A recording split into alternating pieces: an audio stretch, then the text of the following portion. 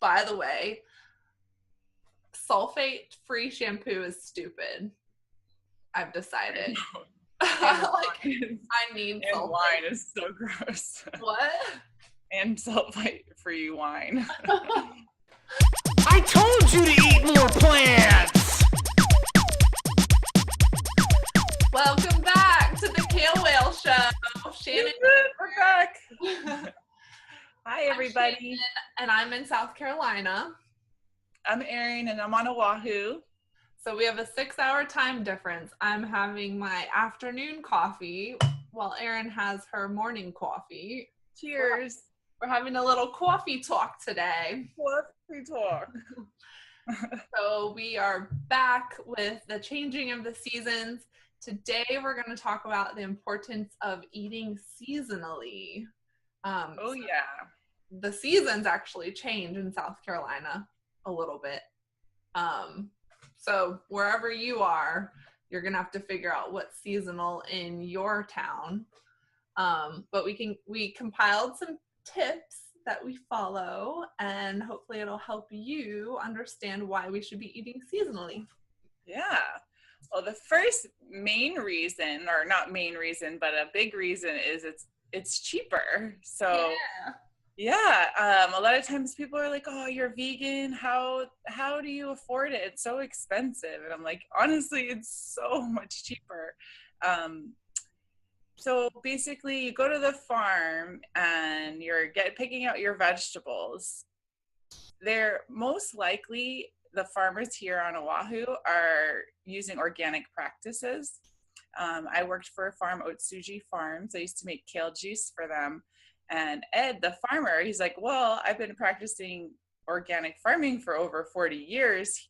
He just doesn't pay for that stamp organic from the FDA of approval of the organic practices, but he uses a plant-based essential oil, natural pesticide. So what's cool about it is you can actually, most of the time, the people running the farm are working there, so you can ask the farmers, hey, what are your practices? So, I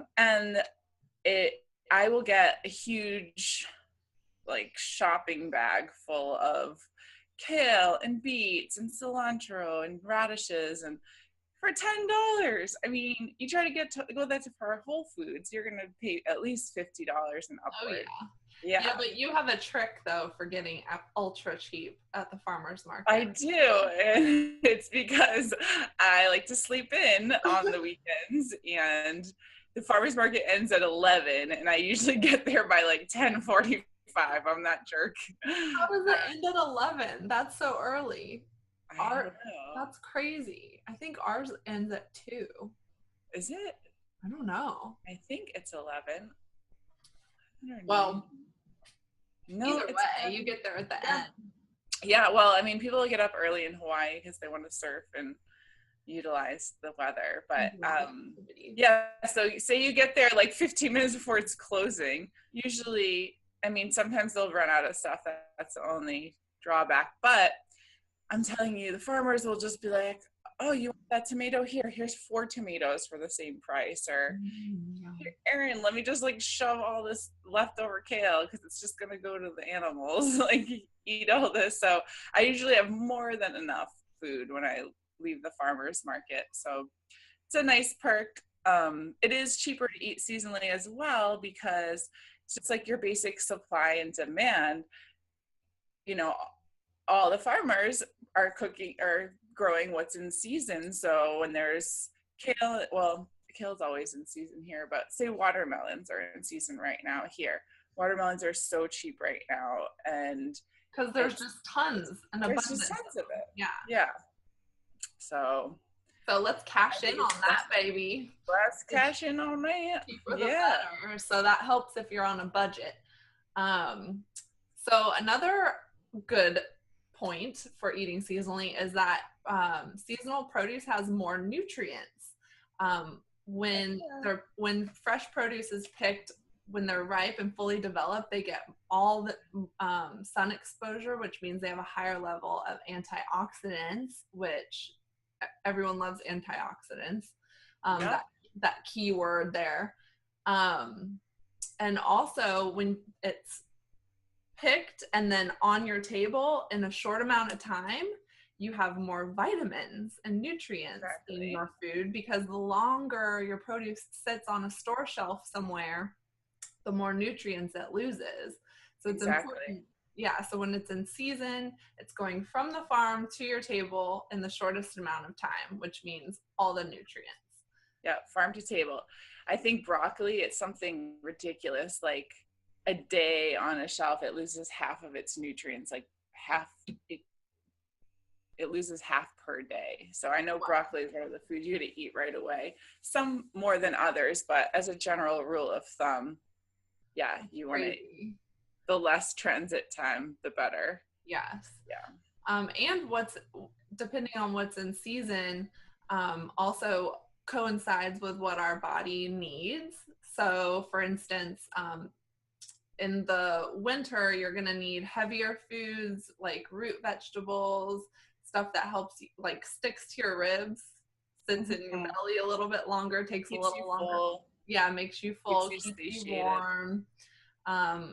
And like in the spring, there's leafy greens are in season, which helps you kind of shed that winter weight, alkalize your body, detox. In the summer, all those hydrating foods like watermelons and berries and cucumbers to keep you cool. So if you're building your lifestyle and your menu around seasonal food, that just automatically supports your health and your internal body systems. Yeah, like go with nature. Simple is always best. I mean, it's naturally telling us what we need. Why are we going to try to eat a pomegranate when it's dried out and it's not, that's sprayed with pesticides? It's hard to grow. Something, I don't know why I chose that fruit. I don't know. I don't think I've ever actually eaten a pomegranate. What? Oh my God, I'm obsessed. They're one of my favorite fruits. They're so juicy and delicious. There's a certain trick to cut them though, because they can be a pain. You gotta like. Are those the ones with the seeds that dye your skin or something? Yeah. Yep. That they're really dark, juicy. So you can imagine how many antioxidants are in them. Actually, I did eat a pomegranate once in California when we were looking at a house. Was it in a cocktail? Pomegranate. No. I have had plenty of pomegranate juice cocktails. I'm sure you have. Super healthy. Okay, so more nutrients is number 2. Number 3, flavor. I mean, flavor. Like, being simple, but I don't know. Growing up, we had a little vine ripe of cherry tomatoes. Eating a cherry tomato freshly picked is just like heaven in your mouth. It's so delicious. So good. I'm a huge fan of heirloom tomatoes, and I can eat them like an apple. Obsessed. Oh my gosh. South Carolina, your farmers markets get some beautiful tomatoes. They do. They're gorgeous. Yeah. We have a farm called Ho Farms that makes great rainbow cherry tomatoes that I love. But yeah, so when you're eating seasonally, it has more nutrients, it has more flavor. Like it all aligns. Yeah, exactly. So, go with that, follow that simplicity. Your food's going to taste better. You're going to have more nutrients. I mean, have you ever had blueberries picked? I mean, I miss New England for the blueberries in the summer, and the strawberries in the summer. I mean, the flavor of those blueberries is unlike anything else. And now I'm such a blueberry snob. I wish I had like New England farms. I'm a peach I want to go back. What'd you say? I'm a peach snob. Peaches. South Carolina has the best peaches. So good. But Hawaii has the best pretty much everything. I mean, ours it's different here. So we have things that do grow year round, bananas and papayas, and we do have our seasons though. Mango season is probably my favorite. I love mango season is lit. So good. Lit AF. Yeah. Okay, so eating seasonally is cheaper, more nutritious, more flavorful, and it's better to support your local economy. That's number 4. Yeah, huge. I mean, why would you, I mean, it might take a little more effort to go to a farmer's market or go to an actual farm, for instance, than going to Publix or Safeway or whatever, which might be right down the street. But you want to support, you want to spend your dollars in your local community and support the farmers who this is their livelihood and they're, you know, growing seasonal food. So whatever the farmers have, get it. Yeah. You know?